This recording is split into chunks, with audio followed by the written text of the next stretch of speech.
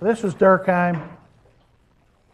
He's a functionalist. This is 1858, you remember. This is the time of the revolutions.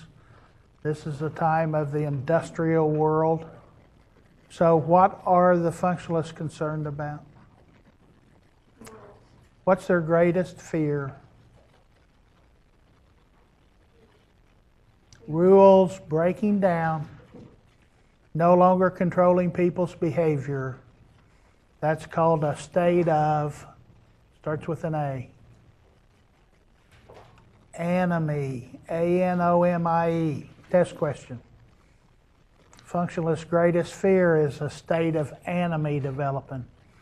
Now, anomie means define the rules, the agreements that we have towards one another no longer control people's behavior. If that happens, we're going to have chaos. Now, the big ice storm in 2009, if you were here during finals week, we came close to a state of anomie, didn't we? When people can't get out of their homes, when electricity's gone, when people are going to the store, don't the stores get chaotic and kind of crazy with people there to buy antifreeze and to buy batteries, and they're fighting over things? Kind of reminds me of that Thursday or Friday after Thanksgiving. You know, where people trample people to death running into a store. That's a state of anomie, a state of chaos, a breakdown of the rules. So the functionalists are saying, gosh, we're all moving into these cities, and we're moving into these cities in massive numbers.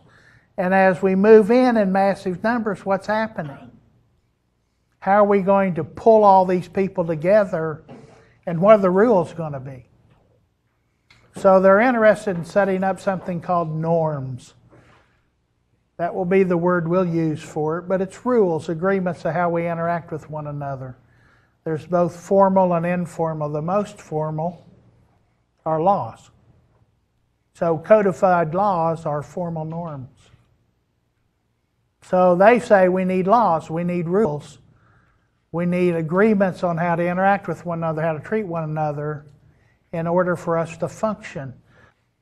So Durkheim's going to come along, and he's going to be our father of sociology, and he's going to move sociology into academia, and he's actually going to teach the first course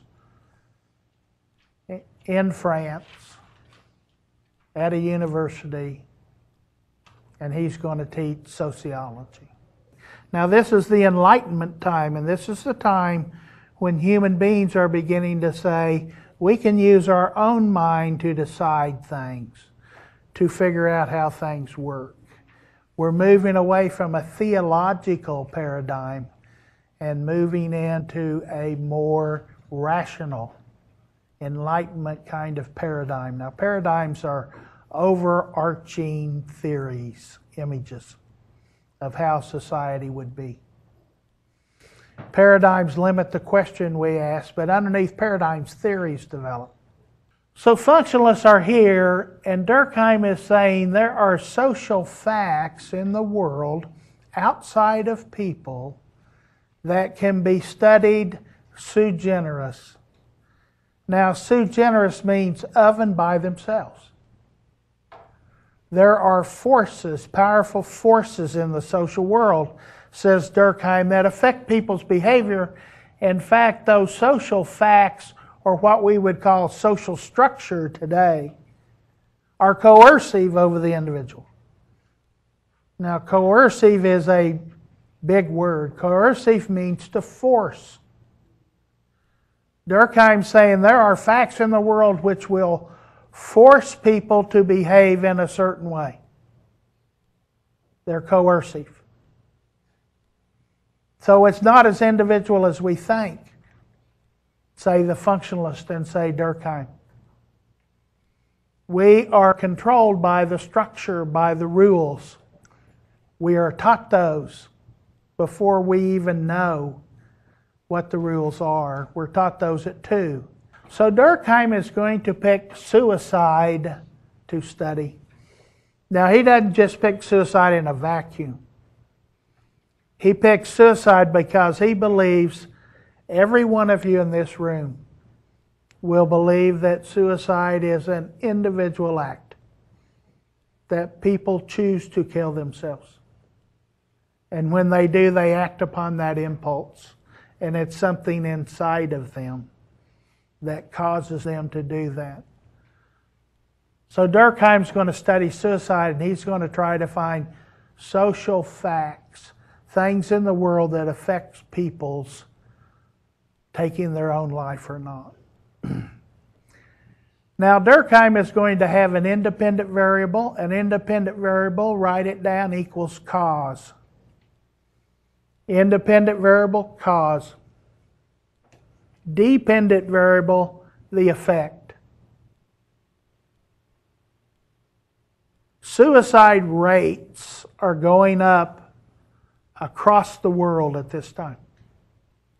As more and more people move from family and friends and from tribes and from close relationships with others, and they move to cities, Durkheim says there's a weakening of interpersonal interaction, of the web of interpersonal life.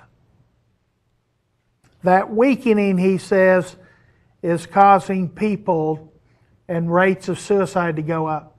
It's his independent variable, outside of people.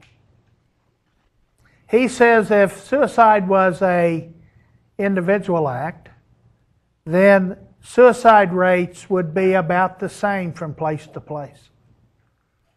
However, in Denmark, the suicide rate's 25 times higher than it is in France. In certain parts of France, the suicide rate is much higher.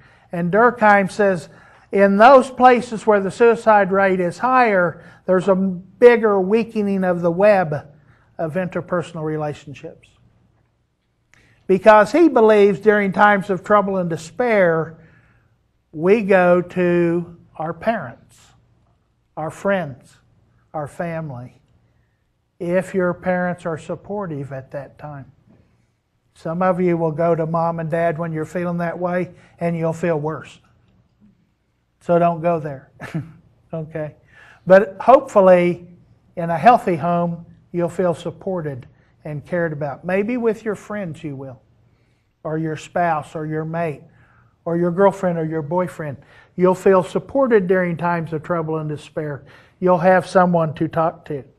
Durkheim says if you have that, you're less likely to commit suicide, actually. More likely to commit suicide, people with less close interpersonal relationships. Less likely, people with stronger support groups.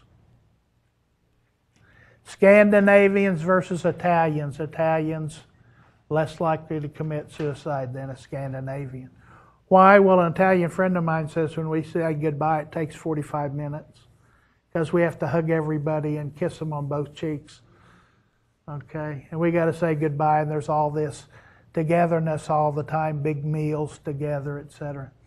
A divorced person, some friends of mine say getting married is more than enough reason to want to kill yourself. But actually, divorced people are more likely to commit suicide than married people are. However, if you're married and then you get divorced, then often you become higher suicide rate. Why? Because you're losing relationships. You're moving out into an apartment by yourself, often with debt that you can't pay. So people get more depressed, don't they? All right, never married, married. And he does all this stuff, and I'm not going to test you over that, with egoistic suicide, and he breaks it down to 4 different reasons. Now, men and women is actually complicated. If you take men and women and you actually take a society where there's no guns, they kind of start evening out. But the choice that men use for number 1 choice for suicide is a gun. Number 2 is hanging. and number 3 is carbon monoxide. So all those are very highly lethal. Women's number 1 choice is actually overdose of medication. Now, if you overdose on meds, you're liable to take something that actually won't kill you. Actually, if you take that Prozac and try to OD on it, you won't OD on it. But if you take aspirin, that'll work. If you take certain other drugs, it depends on how much you weigh and how much of the drug you take, and it takes longer, doesn't it? It was interesting when I saw some people interviewed who actually jumped off the Golden Gate Bridge to commit suicide and they survived it. You can actually rarely, once in a while, survive that leap. You actually break both legs, but you got to land on your feet, and you rupture your spleen, and all other kinds of bad things happen to you. But you can live through it, and 2 of these people lived through it. And they asked him, "What did you think when you jumped?" And one said, "Oh, I don't want to do this." He was going head first, so he flipped over and actually landed on his feet and actually survived it. But you got to be at a certain angle. People drive 4 to 5 hours to jump off that bridge. Did you know that? They had to put a high fence up to keep people from getting over top the fence. But they'll drive 4 or 5 hours to get to a certain spot. So it's not always impulsive for suicide. There's forces outside of the person that are coercive over the individual. So this is Durkheim's independent variable. The cause of suicide is actually a weakening of the web. College, Army recruit, these are people moving away from home, put under a lot of stress, right, people? Been through boot camp? I used to say guys, but now it's girls too. But you folks who have been through boot camp, isn't it stressful? And living by yourself and going through that and not knowing the people you're with, even more stressful. Moving away to college as a freshman versus a local community center college like we have. Actually, we're called the 3C college, car, class, car. Okay, so, but most people live at home or with friends. So that breaks that down. Does that make sense to you? So, interesting idea that Durkheim has. Maybe there's something to it. Maybe there are forces outside of the person that affect our behavior. In fact, powerful forces.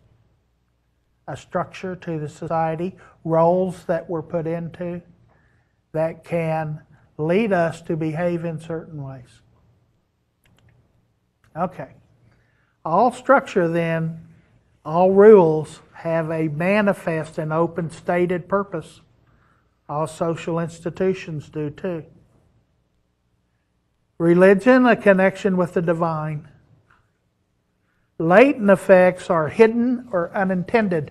So when we make rules, we often get unintended effects, or what we call latent effects.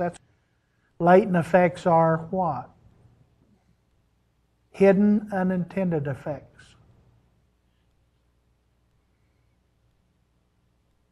Manifest, come to school, learn to read, learn to write, learn to communicate orally, learn how to use computers, critical thinking skills. And then a latent effect, you find people and you get married. In fact, college-educated people are more likely to marry someone with a college education. Why? Because you're hanging around people that are getting a college education. That's your group. We tend to marry within our group, endogenous marriage. We tend to marry within our own race. We tend to marry someone of the opposite sex most of the time. So we're affected in that way by the rules, by the socialization we're raised with.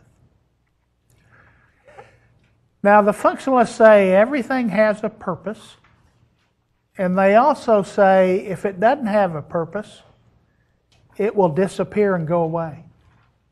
But if it serves a function, if it serves a purpose for the people, it will stay there. Function then is not moral, unmoral. Functional is amoral. It has neither way. It's neither right nor wrong. It's just the way things are.